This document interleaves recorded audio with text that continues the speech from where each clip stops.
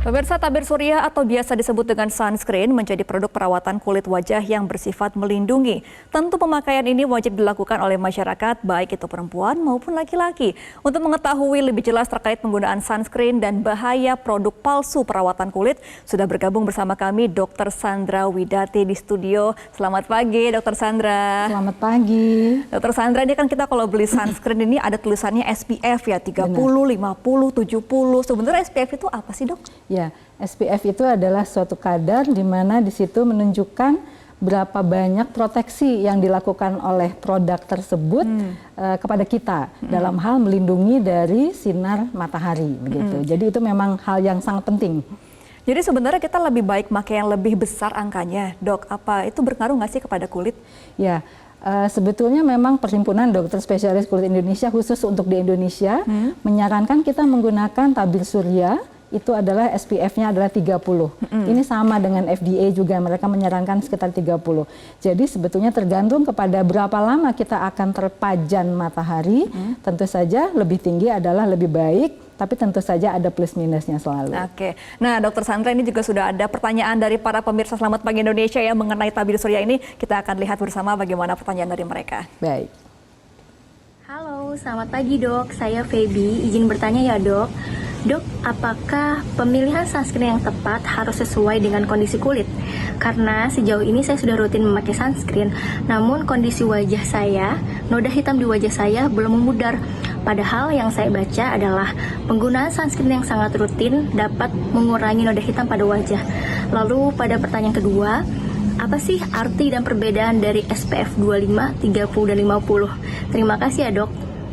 Nah, tadi kan pemirsa bertanya ya dok ya, apakah emang sunscreen sebenarnya bisa mengurangi peradangan dan juga noda hitam, serta sebenarnya apa perbedaan dari angka-angka di SPF itu gitu? Iya, benar sekali. Jadi memang tujuan daripada menggunakan sunscreen atau tabir surya adalah seperti yang tadi telah disampaikan.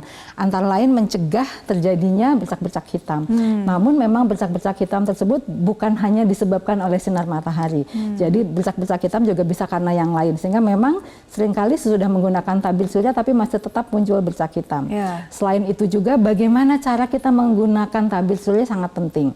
Yaitu misalnya bahwa sebaiknya seluruh wajah itu membutuhkan sekitar setengah sampai 1 gram begitu pada saat pengolesan. Digunakan 20 menit sebelum beraktivitas dan juga ada beberapa persyaratan lain. Misalnya 30 menit atau 3 jam sesudahnya harus direaplikasi. Nah, ini adalah beberapa hal yang mungkin belum dilakukan oleh kita semua pada saat menggunakan tabir surya. Ya. Nah, Dr. Sandra, kan ini juga sudah banyak ya ada mitos dan juga fakta mengenai penggunaan sunscreen. Nah, kita akan melihat apa saja mitos dan juga fakta. Nanti langsung dijawab ya dok ya, kira-kira yang mana yang benar sama yang salah. Ya.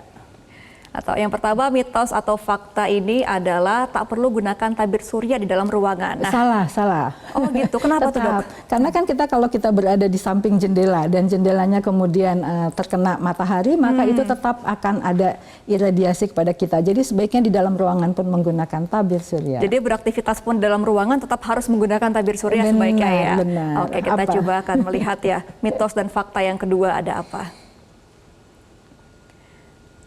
Oke, teman-teman, produser. Oke, ini mitos dan fakta yang kedua. Ini juga ada kandungan oksybenzone dalam tabir surya memicu kanker kulit. Ini benar gak dok? Iya, oksybenzone adalah salah satu kandungan di dalam tabir surya yang banyak digunakan oleh beragam produk.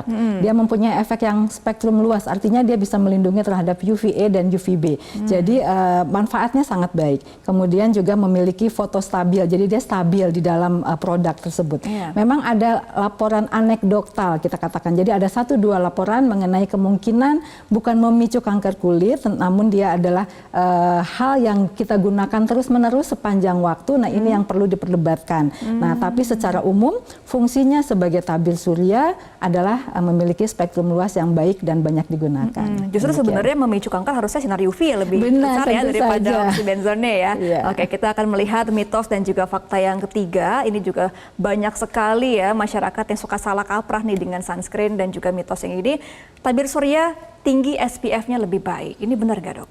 Ya, benar apabila kita kaitkan dengan waktu atau lamanya kita terbajan di matahari. Misalnya kita akan terkena sinar matahari selama 2 atau 3 jam atau dengan yang 6 jam tentu saja berbeda. Dan kemudian berada di mana kita? Apakah kita berada di ekuator seperti di Indonesia ataukah di negara yang 4 musim itu berbeda. Juga apakah kita berada di dataran tinggi di mana sinar UV-nya sangat kuat, maka tentu saja itu berbeda. Jadi kalau kita akan berada di tempat-tempat yang kira-kira terpajan matahari yang lama, dataran tinggi atau daerah ekuator, SPF lebih tinggi adalah lebih baik. Tapi yang penting selalu reaplikasi ya Bu ya, ketika sudah lewat dari 3 jam biasanya kita perlu reaplikasi. Atau kalau misalnya berenang, bisa kita melakukan penelitian pada atlet-atlet renang. Dan ternyata pasca berenang itu akan menurun SPF-nya sehingga harus reaplikasi. Walaupun berenangnya hanya 1,5 jam misalnya. Begitu, silahkan reaplikasi kembali. Oke, nah kita juga akan melihat lagi, menyimak bagaimana pertanyaan dari pemirsa mengenai tabir surya ini. Kita akan melihat bagaimana. Saya Zizi. Dok, saya mau tanya, penggunaan sunscreen yang benar itu sebenarnya setelah pemakaian bedak atau sebelum pemakaian bedak dan sesudah pemakaian moisturizer atau... Nah, Dokter Sandra, ini cewek-cewek suka bingung nih kadang sunscreen ini sebelum make up atau sesudah make up masih boleh dipakai. Iya benar. Tentu sebaiknya digunakan pada saat kulit kita bersih. Jadi berarti sebelum kita menggunakan make up, kita menggunakan tabir surya. Namun memang ada produk-produk yang bisa diaplikasikan pada saat kita setelah menggunakan make up. Jadi itu memang kita silahkan membaca kemasannya. Di dalam kemasan itu akan tertulis bahwa dia bisa diaplikasikan pada saat kita dalam posisi bermake up. Jadi untuk para artis atau jurnalis begitu, itu pada saat bermakeup bisa reaplikasi ulang begitu, tetapi ada juga yang tidak ada penjelasan itu, artinya dia perlu digunakan pada saat kulit kita bersih. Oke, mungkin bercuci muka, berarti pakai sunscreennya, baru mungkin ditotol pakai makeup begitu ya. Benar sekali. Oke, kita akan melihat lagi nih pertanyaan dari pemirsa. Banyak sekali nih Dok yang pengen tahu soal sunscreen ini ya. Tentu ya. Hai dokter, aku mau nanya dong, kira-kira kalau misalnya kita tinggal di Indonesia, SPF berapa sih yang paling cocok untuk dipakai, terutama untuk kita yang sering beraktivitas di luar ruangan? Kira-kira saat memakai sunscreen, sebaiknya digunakan di seluruh tubuh atau hanya di bagian-bagian tubuh saja yang langsung terpapar sinar matahari? Terima kasih. Ya gimana nih Dok? Karena kan kita mungkin kalau jalan-jalan muka aja yang terpapar matahari di badan, mungkin enggak kalau pakai lengan panjang. Tapi harus tetap pakai nggak sunscreen ya? Ya benar sekali. Jadi memang kembali lagi yang berbahaya itu adalah antara jam 10 hingga jam 4 sore. Sinar matahari jam 10 sampai jam 4 sore. Pada saat kita beraktivitas pada jam-jam tersebut, menggunakan sunscreen atau tabir surya menjadi anjuran yang sangat utama. Terutama daerah-daerah yang terpapar matahari. Jadi harusnya ada kulit-kulit yang terbuka. Tetapi apabila kita menggunakan pakaian yang tidak cukup melindungi, tipis atau mungkin juga memang bahannya tidak menutup rapat, itu menggunakan tabir surya di area yang lain juga baik. Terutama untuk teman-teman yang mempunyai kulit yang putih. Jadi kulit yang lebih muda, kita katakan tipe yang lebih muda, lebih fair, itu perlu menggunakan tabir surya lebih sering dengan SPF yang lebih tinggi daripada kulit yang lebih gelap.